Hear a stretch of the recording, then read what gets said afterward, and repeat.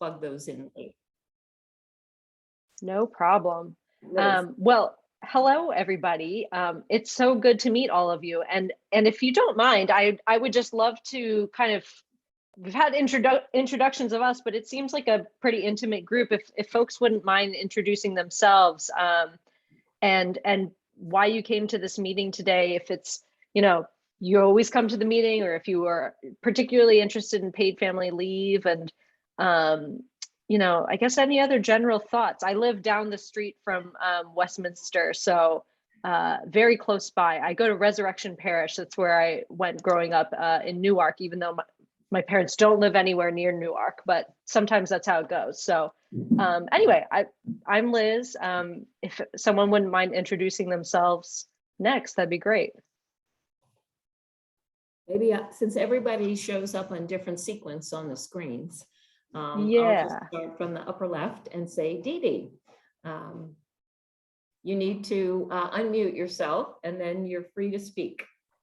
Hey, well, I'm Dee Dee Johnston, and I've been our Peace and Justice Work Group representative to the Delaware Cares Coalition this year, and it has been an absolute education, delight, inspiration every step of the way. I am so impressed with the number of organizations that have so consistently showed up for our meetings on Tuesdays at noon and participated and followed through on the ideas and directions that Liz has presented to us. So I feel very, very grateful for the opportunity to work for something that's so important for our state.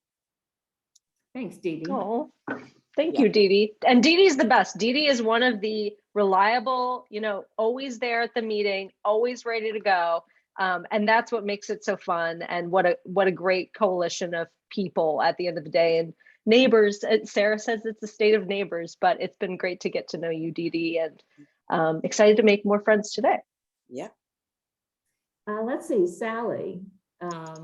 You probably know a couple of the people on the Zoom here, but you're muted also. Sally McBride, and I've been a member of Westminster for a long time. And actually, before I was actually baptized at 13 at Westminster, and was a member with my mother for 6 or 7 years. Anyway, I'm here because of Sarah and Liz, and also who I love both and feel like, well, Sarah grew up with Liz. And so she's sort of a surrogate daughter to our family. But there's no more important issue than healthcare.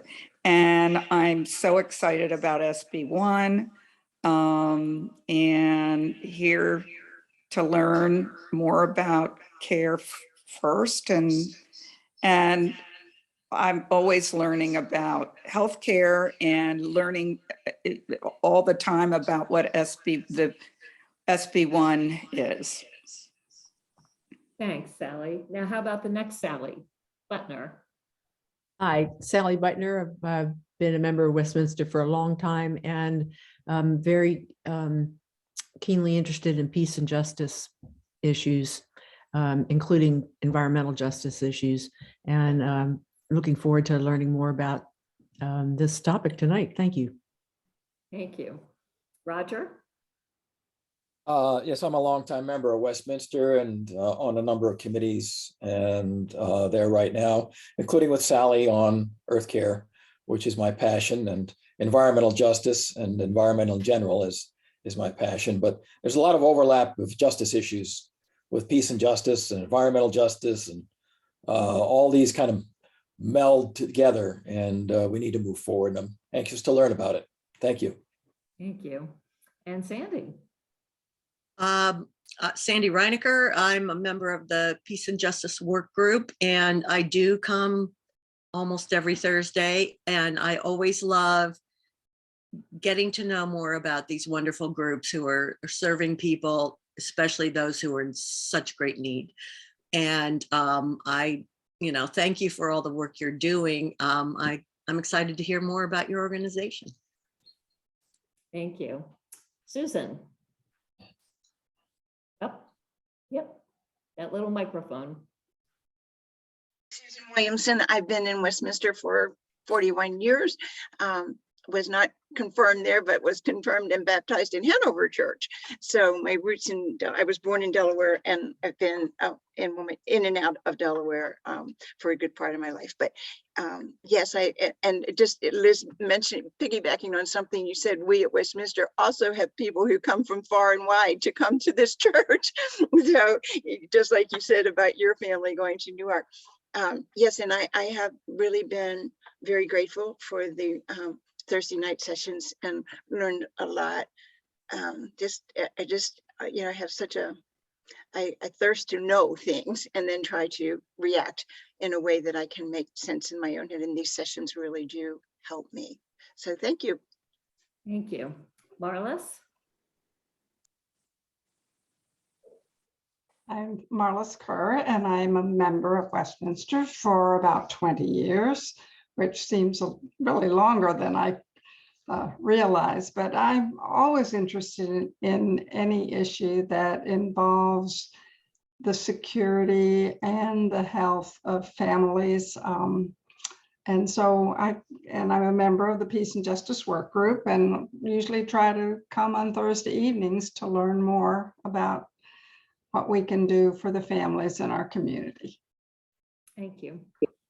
Dave? I'm Dave McBride, and my official role is as Sarah's Billy Carter. You two are very close. You're very close. My job is to embarrass Sarah at every turn, and I'm here tonight to make sure she doesn't slander me. Smart. Well, let me just say, Dave, if Sarah said something, we would tend to believe her. Just saying. Just saying. Let's see, Mike, you were there a minute ago. Are you still here?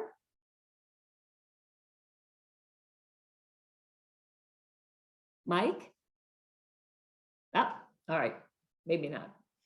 I apologize. My internet connection here in Radio Free Hockessin is a little iffy, so hopefully it will hold up. I'm Sue Linderman. I'm part of the Peace and Justice Work Group, involved with a lot of these Thursday night events. My parents brought me to Westminster when I was 9 months old, so I've been there now for 24 years. And it's been my church.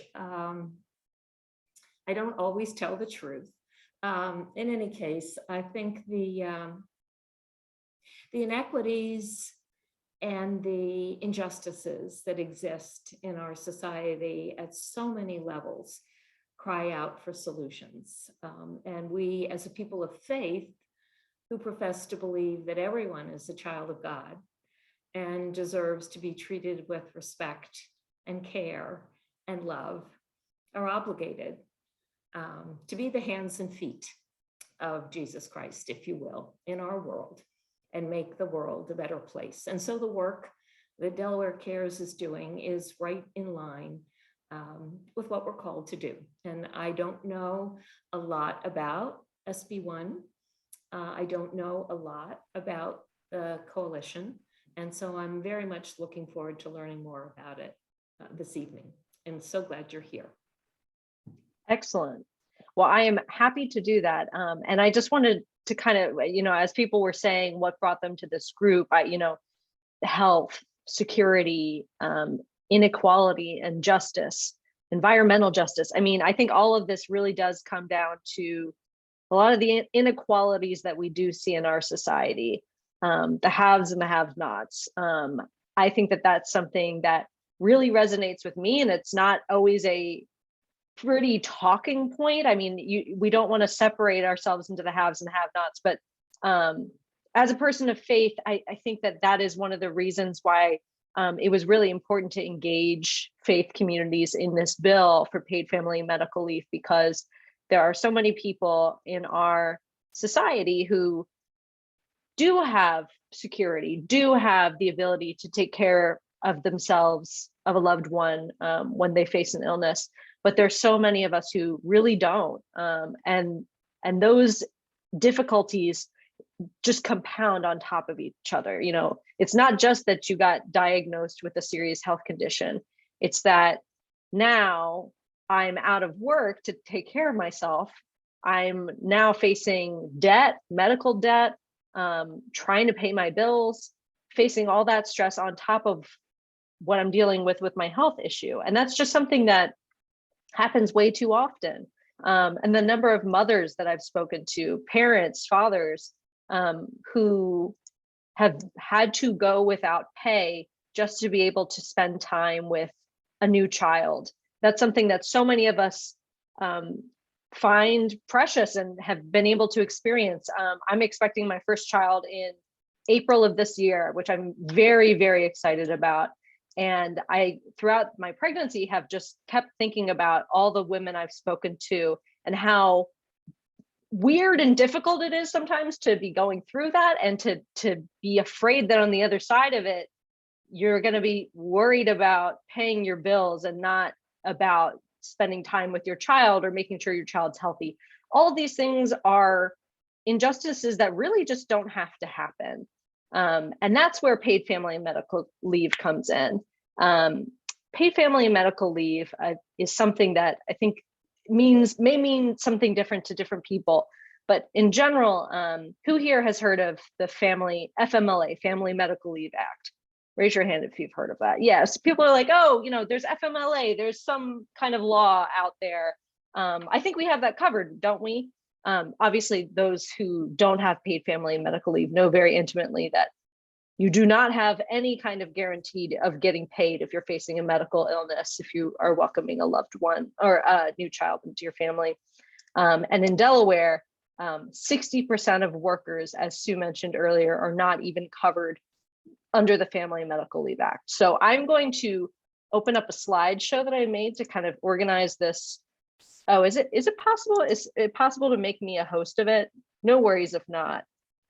I can show you the slideshow if so. No. Just a second. Okay. I'm a slideshow person, but I also could do without it. Nope. Should be Okay, good. Are you good? Yep. Okay. Can you see this thing? Yes. I'm going to view slideshow. Great. Okay. So Delaware Cares is, we've mentioned, a coalition of over 50 groups committed to passing paid family and medical leave in the first state. We are a broad coalition.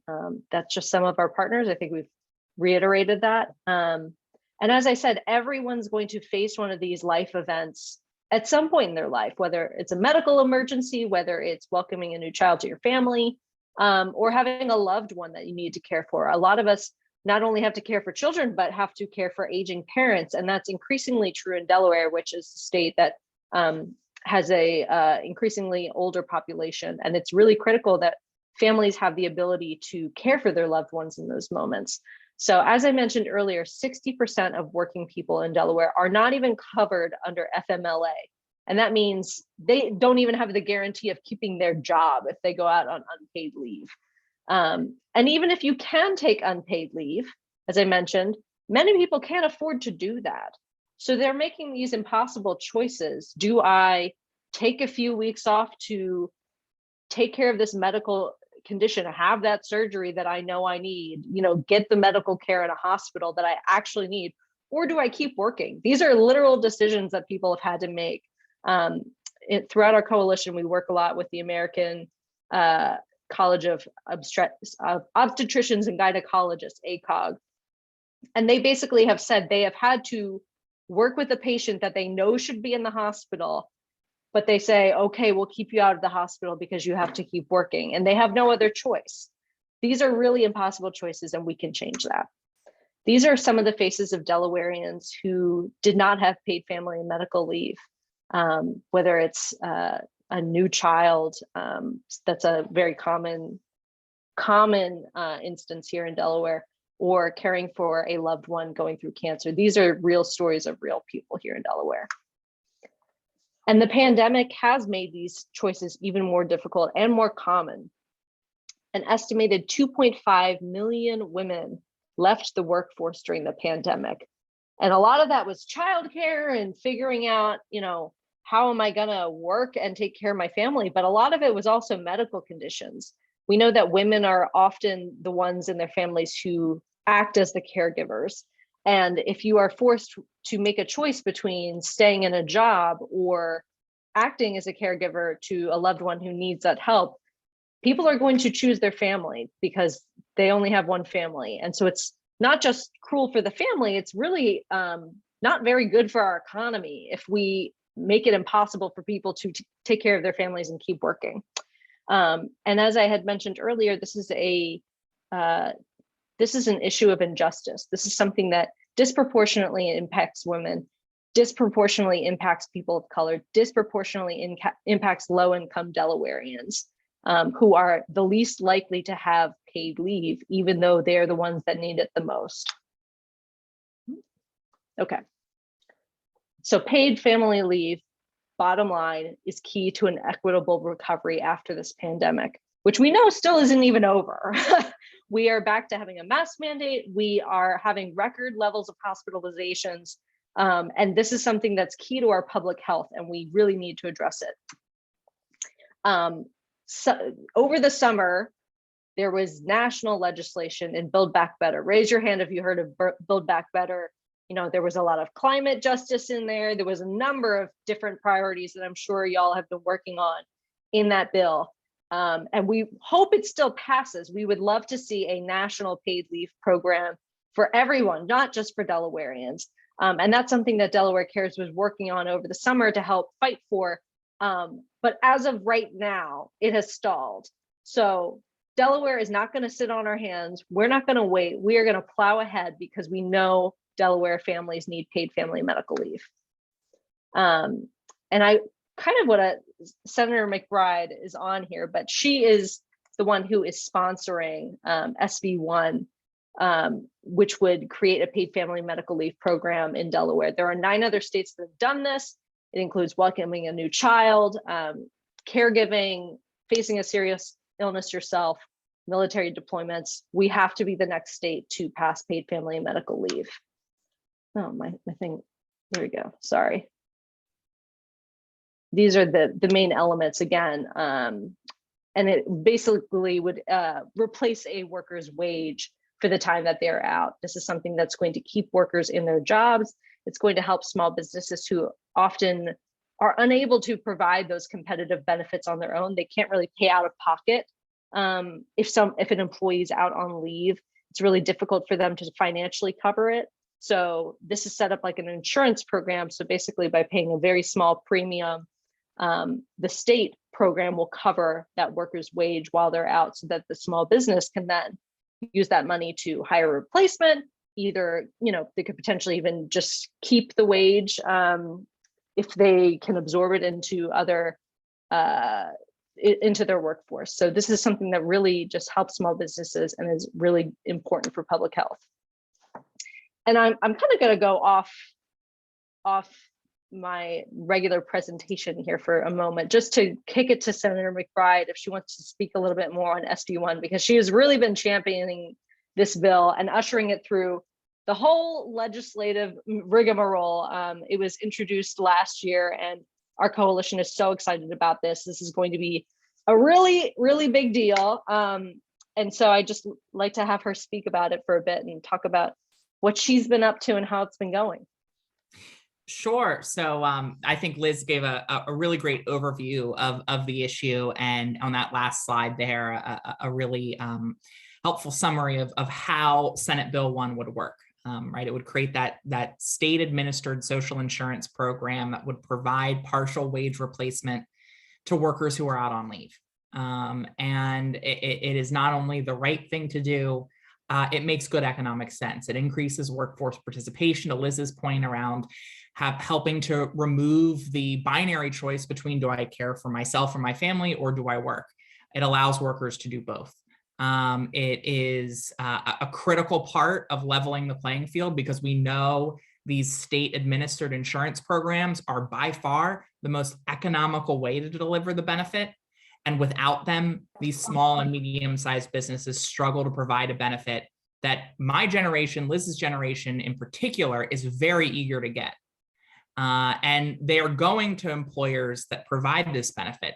And right now, that's large multinational corporations that can afford to provide it without the low costs that a state administered social insurance program provides. And so this helps to level the playing field in the competition for talent between those big guys and those small and medium-sized employers. It also helps Delaware win the competition. Liz mentioned that we are an aging state, and obviously we love Delawareans of every age background, but we need to make sure that we're attracting and keeping young workers in Delaware. We need to make sure that we have folks to fill jobs. We need to make sure that we have the tax base that our state requires. We need to make sure that we have a full range, a full diversity in our population to make sure that Delaware is on a long-term path to economic and fiscal health.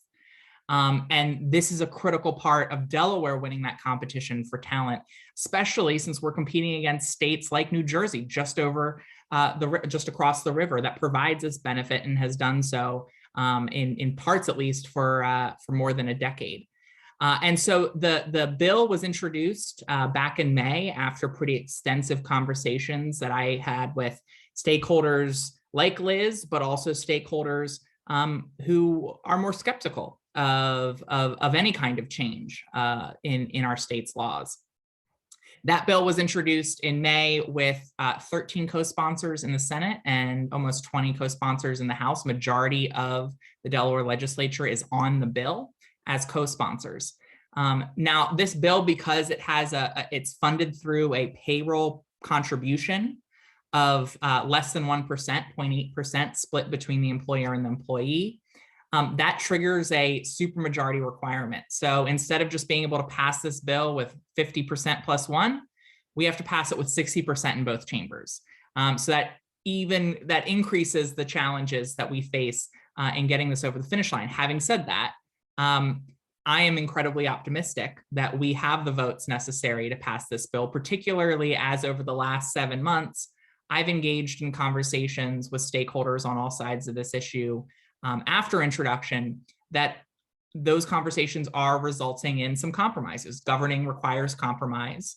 I don't have a magic wand. And so those conversations are resulting in me preparing what's called a substitute bill, which is basically you take the bill that you introduce, you remove it from its shell and you insert another bill in there. And so that bill will incorporate a number of different changes around things like eligibility. How long do you have to work to qualify for the benefit?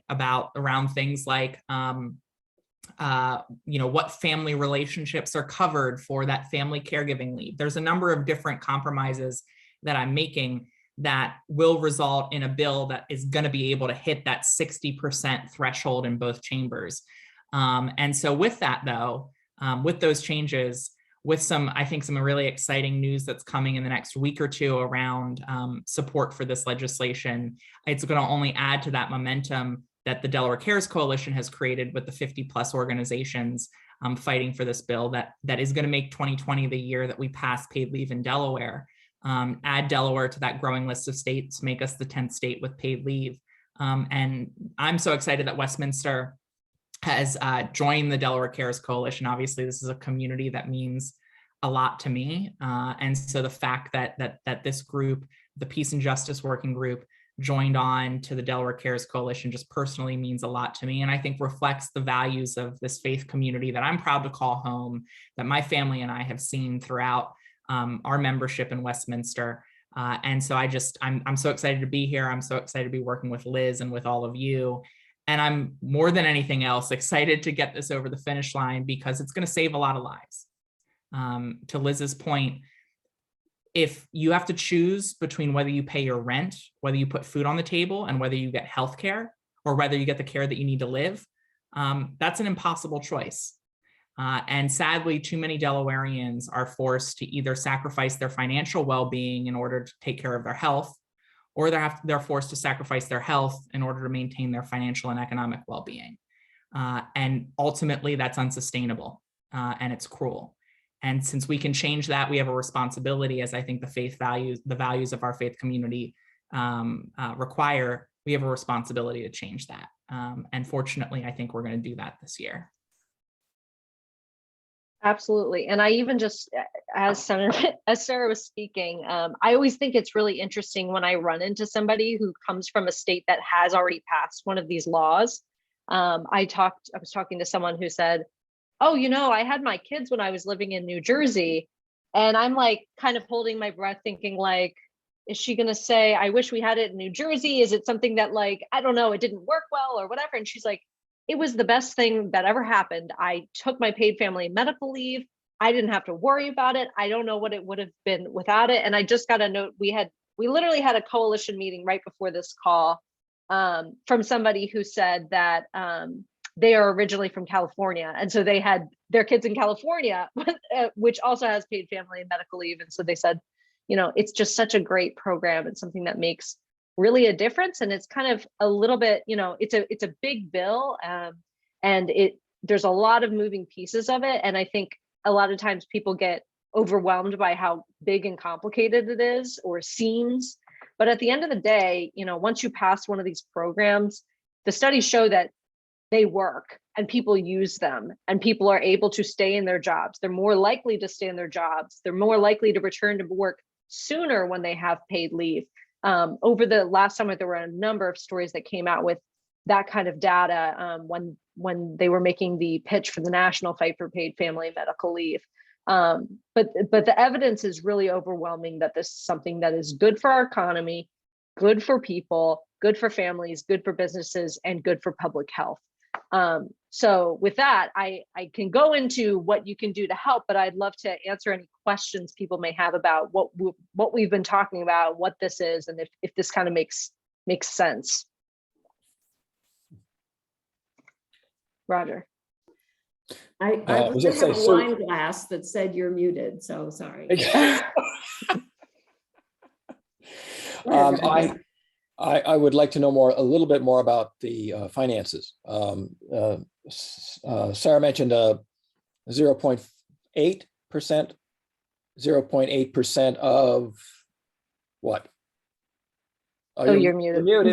Of wages. So it's a payroll contribution. So 0.8% of wages. So the employer contributes half and the employee contributes half. So 0.4%.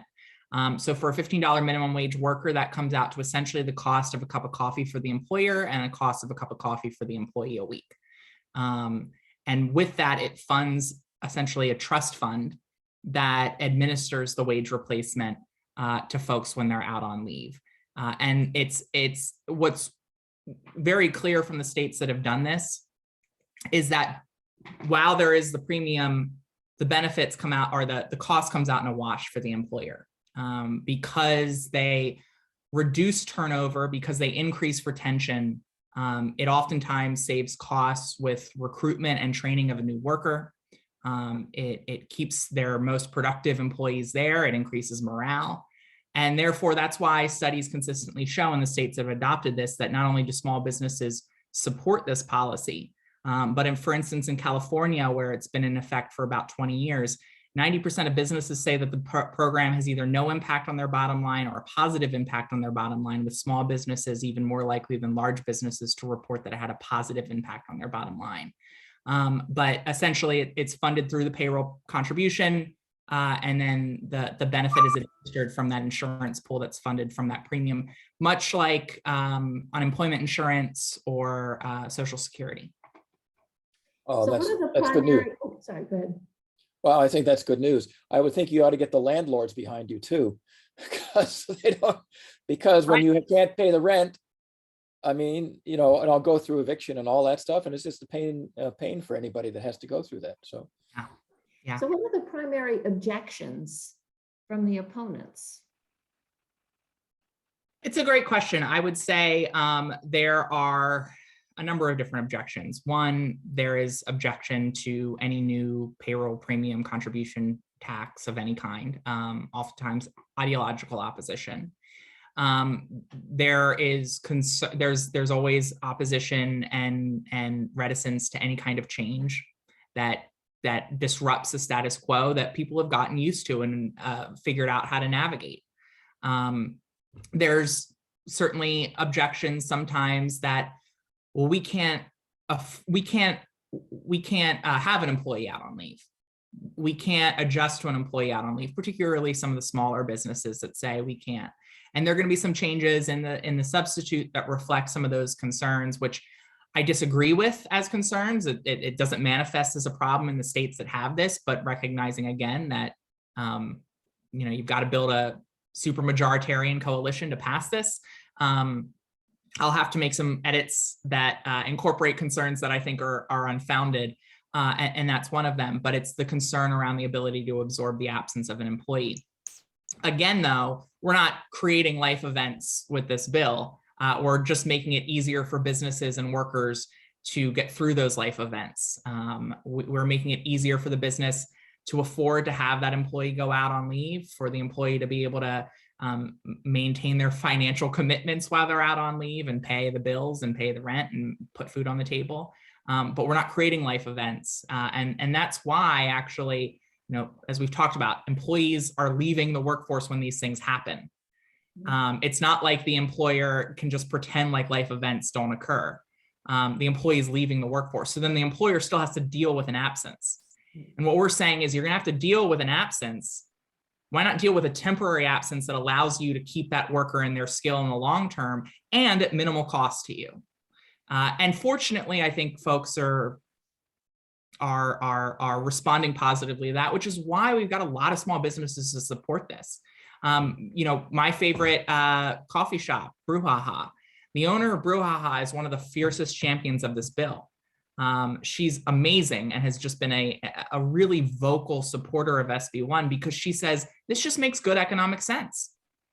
I'm providing some level of she's providing a couple of weeks of paid, for instance, paid parental leave, even providing a couple of weeks, smaller amount than 12 of paid parental leave on her own costs significantly more than what this program would cost to her. And so she says, this just makes good economic sense. It helps me compete. It brings down my costs, and it allows me to do the right thing by my employees. And so I think a lot of small businesses see that. And we've had really incredible voices in the small business community on this bill. Thank you. Sally, I think you had your hand up. Yeah, I think this is so much the right thing to do for all the reasons cited, equity being a huge one, fairness. And I really appreciate the work, Sarah and Liz, that you are doing. And I am curious how the program would interface with large employers. Would they participate, or if they have family leave, would they opt out? Yeah, it's a great question, Sally. So every employer in the substitute, every employer above a certain size, there are going to be some small, very small businesses that are not going to be automatically included, although they'll be allowed to opt in. Essentially, every employer above a certain size, the default will be that they participate in the program. If they do provide comparable benefits to the state plan, then they can opt out. They can opt out of the state program and the state premium. So basically, there's two options. There's the default of the state insurance program, or the opt-out if you provide comparable benefits on your own as an employer. And that exists in 8 of the 10, well, 9 states plus DC, but 10 jurisdictions have this. 8 of the 10 have that private plan opt-out. And that's actually one of the positives about that too, is that it really helps to facilitate through marketplace dynamics, some employers offering even more generous benefits than what the state sort of floor is through the state administered insurance program. Yeah. Thanks. And that's something that, sorry, go ahead. Didn't mean to interrupt somebody. But Senator McBride wrote a op-ed recently where she noted, I don't know if any of you, as you're watching your Hulu and your different television shows, get the ads from Amazon. I keep seeing all these ads from Amazon saying, we're hiring $15 minimum wage and paid family medical leave. Come work at Amazon. 20 weeks. 20 weeks. Yeah, this is something that the big businesses, when they can afford to do it on their own, they are beating out small businesses, because if someone is choosing between a job and they say, I can work at the small business, or I could work at the big corporation that offers me all these benefits and you know, paid family medical leave, or I can work at the small business that doesn't offer me these benefits. Often you're going to go with the employer that does offer those kind of things. And in this job market, as Senator McBride said earlier, you know, if people are forced to make a choice between their job and their family or leaving their job, they'll probably leave their job because they can probably find another one. I mean, it's just the right thing to do, but it's also the smart thing to do if you're concerned about making sure that people can stay in jobs that they love and can continue to grow. One of the things that Elisa talks about a lot, the owner of Brouhaha, is how she loves to hire from within, and she wants people to be able to stay and to kind of go up the chain. And that becomes so much easier when you can go through different stages of life at the same employer, and paid family medical leave helps you do that.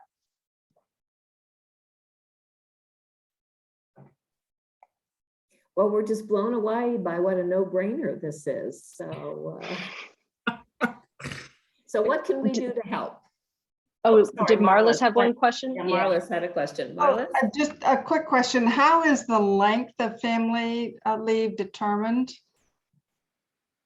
Excuse me. So under SB1 as it currently stands, the bill would allow employees to take up to 12 weeks of paid parental leave, or 12 weeks of family caregiving leave, or 12 weeks of medical leave, up to 12 weeks a year. So you could take across different pillars based on whatever your life needs are, but it would be 12 weeks of leave. The legislation that I'll be reintroducing, the substitute, there are going to be some changes to that, where there will be a decrease in the length of leave that a person can take for family caregiving or medical leave. But it was important for me to make sure that the parental leave was 12 weeks, because the data very clearly shows that the benefits to the social and emotional development of a child really only kick in with this type of program if you're providing 12 weeks of leave. Increasingly, we know that those first few weeks of a child's life is critical and has a lifetime of consequences for the child. It's really amazing just how much, because it is the point in time that the human brain is developing at its most rapid rate. And for a lot of those infants, the absence of a parent is actually psychologically and physiologically traumatic. And so by having these types of programs allowing parents to be at home, but also still allowing them to be in the workforce in those first few weeks, because it results in better brain development for the child and emotional development for the child, it really has long-term consequences for that young person as they grow up. And that 12 weeks was really the minimum that those benefits would be realized from. So the substitute's going to be 12 weeks of parental with a smaller amount of family caregiving and medical leave. To qualify, when it comes to the family caregiving and medical leave, you've got to submit certain documentation, and the amount of leave that you can take would be based on how much, what your treatment is. If you're having surgery and then, you're in the hospital for a week and then need 2 weeks to recover at home, you'd have access to 3 weeks of medical leave. You wouldn't just be able to say, I have this serious health condition, I really only need 3 weeks, but I'm going to take 6 weeks. It would be based on the actual course of treatment and sort of disability that's ensued from that treatment in terms of the length of leave that you would be entitled to. Thank you. Thank you. Hey, Sarah, Mm-hmm. you probably mentioned this. What is the employee paid on paid family leave? How much do they receive? That's a great question. So the wage replacement for the program is 80% of wages up to a max of $900 a week. So if 80% of your salary is greater than $900 a week, you'd only receive $900 a week. So it's basically 80% and then a sliding scale of percentage of wages replaced after $900. So that's what it would be. Some states are lower, some states are higher. For me, it was important that it was high enough that folks who live paycheck to paycheck could actually access this benefit. If you're living paycheck to paycheck and the wage replacement was, say, 65% of wages, that might be practically inaccessible for you because you just can't afford to live on 2/3 of your salary. And so 80% to me, based on what other state programs have, seemed like the sort of Goldilocks percentage to ensure that it was covering enough of wages, particularly for low wage workers, that it was an accessible benefit, while at the same time recognizing that employers would not want it to be 100% because they'd want some degree of an incentive for folks financially to return back to work. Makes sense. And then Sue, you had kind of started alluding to what you can do to help, I think, and I'm happy to answer that question. So Delaware Cares, and Dee Dee knows this, we have regular meetings, we take actions, and the main thing that we are asking people to do right now is contact their legislators. Now, I'm sure many of you on this call right now, you're going to contact your legislator. It's going to send an email right to Sarah McBride right there, which will do a lot of good. But do it anyway. Do it anyway. It's good to have the statistics of those numbers. And you know, some of you may not be in the 1st Senate district. So I'm going to drop the link right now, legislator, in the chat. So there's that. But another thing that I would encourage you to do is share your story. If you are someone who has been personally impacted by this, or if you know, have a family member who has been personally impacted by paid leave or a lack of paid leave, or if you had it when you gave birth to a child and know why it's so important, I would encourage you to share your story. We do have a link. I'm going to drop that one here, where you can share your story on our website. And those are just, things that we use in our social media and to kind of illustrate for legislators that this is not just about the numbers and the data and the statistical facts, although that is, what does matter and what really shows us why this is so effective, but to really illustrate that this is real people, real Delawareans we're talking about, because as I'm sure many of you know from your own work, working on a number of issues, that those stories are often what really resonate with people. So filling out either of those forms will put you on our Delaware Cares email list. We do not send out a ton of emails. We're not going to spam you, but we will keep you up to date on what's going on with SB1 and how it's moving through the legislature. We expect to probably start having hearings pretty soon. This is going to move through the legislature this year, so there's going to be a lot of action. And to the extent that you can stay tuned with us, sorry to drop all these things, but I'll just drop our website in here as well. It's decares.org. You can follow us on Facebook and Twitter. We share updates regularly, and that's a great way to stay in the loop. And you don't have to be engaged in it 24/7. You don't always have to be working on it all the time. But when you see that, contact your legislator, or hey, can you tweet out using this hashtag? We always really appreciate the more people who do that, the more we can amplify that message, the more we show that this is something that impacts all of us and that Delawareans really, really want to see happen this year. And so at this point, it's our senator that we should contact as opposed to our representative? Both. So the link that I sent you to will contact both your senator and your state representative, and it is unique to you. So you'll enter your address and the program will say, oh, that's your senator, that's your state representative, and it will send a note to them. And you can either do just the regular form email, but I would encourage, if you do have that story too, add it in that form email, because that really sticks out to people. I think you could always adjust the subject line. You could throw away what we wrote all together and just write your own note. It's just there to be easy for you and an easy way to contact somebody. But Senator McBride, do you have anything to add to that? I mean, any personal anecdotes of how people's stories and contact makes a difference?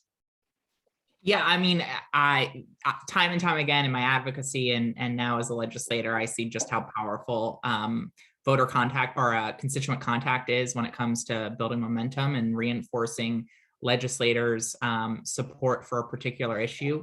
Legislators are politicians, so they are oftentimes very skittish people. And when they can know that they're both doing the right thing by their conscience, but that their constituents back them up, it goes a long way. It really, really, really does. So I definitely encourage folks to contact legislators, even if they are supportive, even if they are me. But it goes a long way. One note that I would also just add, because I think Sue might have mentioned this around sort of common sense. This seems so common sense. What could the objections be? And I just want to reinforce a point that I didn't make earlier, which is that this policy is supported by not just the overwhelming majority of Americans, but majorities of Americans of every political affiliation. Democrats, Republicans, Independents, when they are polled and asked about these policies, they overwhelmingly support them. In most of the states that have passed this, the votes are bipartisan. And I am working and hopeful that we can get bipartisan support for this legislation when it moves through the Delaware General Assembly. And I'm hopeful that some of the compromises that I've been willing to make will result in a bipartisan vote.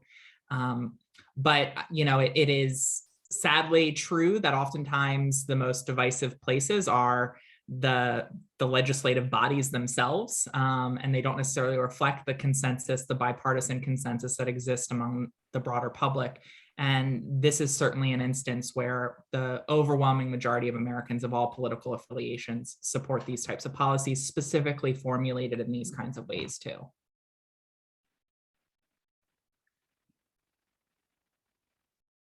Other questions or comments? Sue, can I ask one question? Sure. Sarah and Liz, you might have said this and I missed it. How many times can a person within a year expect to be able to take advantage of a 12-week medical leave? Because there could be there could be more than one need during the year. I'm just wondering how this works. Yeah, so there would be, Susan, it's a great question. The legislation puts a cap, so you could only access up to, well, current Senate Bill 1, you could only access up to 12 weeks of leave, and that includes up to 12 weeks of family caregiving or medical leave. The substitute bill will be a lower number, but you can also, what you can do is you don't have to take all of that at once, right? If you're someone who knows, let's say you're diagnosed with cancer and you've got surgery, and then a month after surgery, you might start radiation and chemotherapy, but there's a period of time in that month where you could work. You could take a week or 2 weeks off for the surgery, go back to work, and then take, you know, another 4 weeks off for the radiation and chemotherapy, depending on what that course of treatment looks like. So it doesn't have to be totally concurrent or continuous leave. It can be non-continuous leave as well. But it's an annual limit. But it's an annual limit. It's an annual limit of 12 weeks. That's what I was wondering.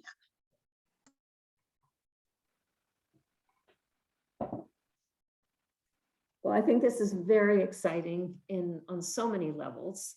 It's clearly the right thing to do, has broad support, energy, and enthusiasm. It's also fascinating to get a little bit more up close view of the legislative process and the permutations and combinations that are necessary in order to make forward progress.